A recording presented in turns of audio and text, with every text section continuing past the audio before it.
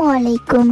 இன்னைக்கு நாம கோதுமை மாவு, அதாவது சாதாரண கோதுமை மாவுல எப்படி புட்டு செய்யறதுன்னு தான் பார்க்க போறோம். அதுக்கு நான் 1 கப் அளவுக்கு மாவு எடுத்திருக்கிறேன். இதை நல்லாவே இந்த மாதிரி அரைச்சி எடுத்துக்கோங்க.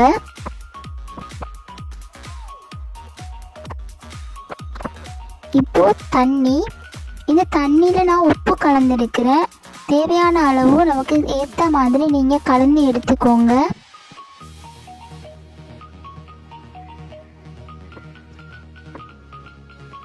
மாவில் தண்ணியை சேர்த்து கிளறும் போது கொஞ்சமாகவே சேர்த்துக்கோங்க. கொஞ்சமாக சேர்த்து இதை நல்லாவே கைவிடாமல் கிளறணும்.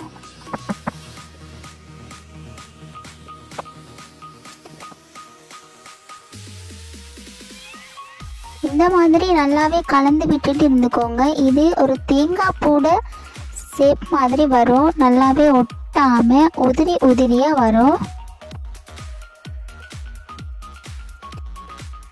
இதுக்கு தண்ணி போதாத மாதிரி இருந்தால் நீங்கள் தண்ணியை நேரடியாகவே சேர்க்க வேணாம். தண்ணி போதாட்டி எப்படி சேர்க்குறேன்னு நான் சொல்லித்தரேன். இப்போ பாருங்கள், நம்மளாவே தண்ணி சேர்த்து பூ மாதிரி வந்த எல்லாத்தையும் ஒரு சைடுக்கு எடுத்துட்டு இப்போ கையில் நீங்கள் தண்ணியை சேர்த்து நல்லாவே கூட கையை ஈரமாக்கிக்கோங்க.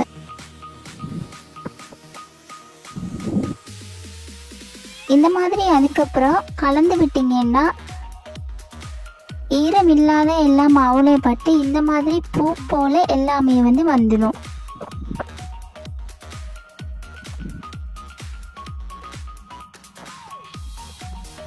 தண்ணி போதாத மாதிரி இருந்தால் இந்த மாதிரி நீங்கள் 2-3 ட்ரிப்புக்கும் கையை நல்லாவே நனைச்சிட்டு அதுக்கப்புறமா இந்த மாதிரி கலந்து விட்டீங்கன்னாலே போதும்.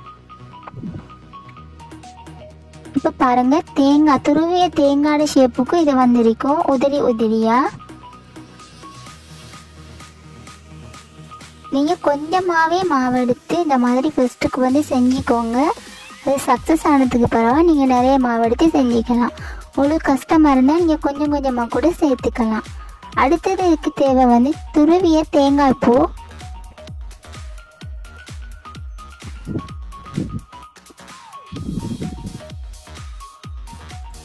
இப்போ இந்த மாதிரி புட்டு செய்கிற இந்த புட்டு குழல் வச்சு தான் நான் செய்ய போகிறேன். இது என்னென்னா மூங்கில்ல செஞ்ச குழல். இதில் செஞ்சால் நல்ல வாசனையாகவும் டேஸ்டியாகவும் இருக்கும்.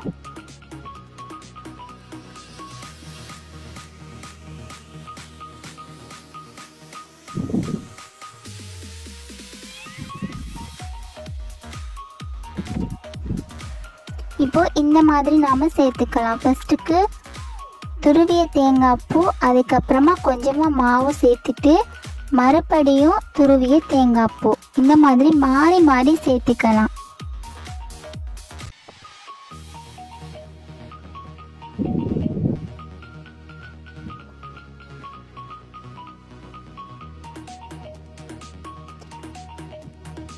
ஒரு 2 கைப்பிடி அளவுக்கு மாவு சேர்த்துட்டு மறுபடியும் துருவிய தேங்காய் பூவை சேர்த்துக்கோங்க.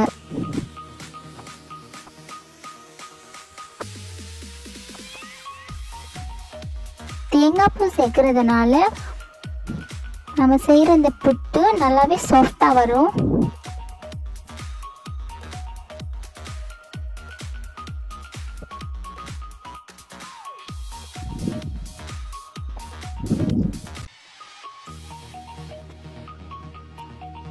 இது வறுக்காத பச்சை கோதுமைங்கிறதுனால இது ஒட்ட பார்க்கும். அதனால் நீங்கள் இந்த மாதிரி நல்லாவே கலந்ததோட உடனே நீங்கள் புட்டு செய்ய ஆரம்பிச்சிடுங்க. இதை நீங்கள் வச்சிங்கன்னா எல்லாமே ஒன்றோட ஒன்று ஒட்டிடும்.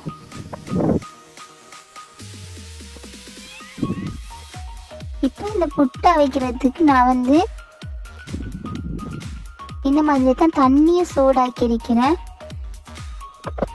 தண்ணி நல்லாவே கொதிக்கணும். நல்லாவே கொதித்து வந்ததோட இப்போ இந்த புட்டு செய்கிற இந்த புட்டு குழலை வச்சு நாம் அவிய விட்டுக்கலாம்.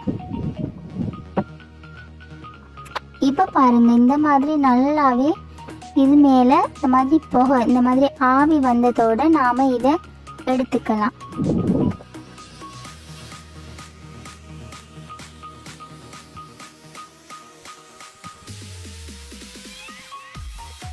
இதை ஒரு குச்சி வச்சு இந்த மாதிரி வெளியில் எடுத்துக்கலாம்.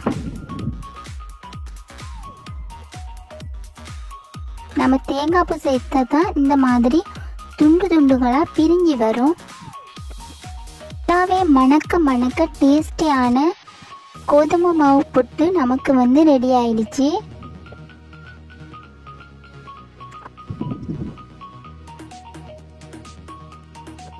இது நாம் கறி சேர்த்து சாப்பிடலாம். எந்த கறியாக இருந்தாலும் நாம் சேர்த்து சாப்பிடலாம். நான் எங்களோட வீட்டில் செஞ்ச முட்டை கறி, அதாவது முட்டை சொதி, இதை வச்சு தான் வந்து இதை இன்னைக்கு நான் சர்வ் பண்ணேன். இந்த மாதிரி ஏதாவது ஒரு சொதி வச்சு சாப்பிட்டாலே ரொம்ப டேஸ்ட்டாக இருக்கும். முட்டை சரி, இறைச்சி ஏதாவது ஒன்று நீங்கள் ட்ரை பண்ணி சாப்பிடலாம். இனி உங்களோட வீட்டில் வறுத்த மாவு இல்லை, அரிசி மாவு இல்லைன்னு யோசிக்கவே தேவையில்லைங்க. இந்த மாதிரி சாதாரண கோதுமை மாவு இருந்தாலே நீங்கள் புட்டு செஞ்சு சாப்பிடலாம். வீட்டில் யாராவது வராங்கன்னா கூட நீங்கள் யோசிக்கவே தேவையில்லை. இந்த மாதிரி நீங்கள் ரெடி பண்ணி கொடுக்கலாம். வித்தியாசமான ஒரு டிஃபனாக இருக்கும்.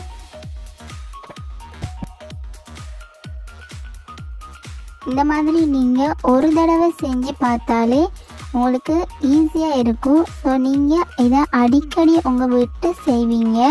இது நாம் வீட்டிலையே ரெடி பண்ணுறதுனால ஹெல்தி ஃபுட்டாகவும் இருக்கும், ரொம்ப டேஸ்டியான ஃபுட்டாகவும் இருக்கும், அதை விட ஈஸியான ஃபுட்டாகவும் இருக்கும். பிடிச்சிருந்தால் லைக் பண்ணுங்கள், சப்ஸ்கிரைப் பண்ணுங்கள், ஷேர் பண்ணுங்கள். நீங்களும் ட்ரை பண்ணி பாருங்கள். எப்படி இருந்துச்சுன்னு சொல்லி கமெண்டில் சொல்லுங்கள்.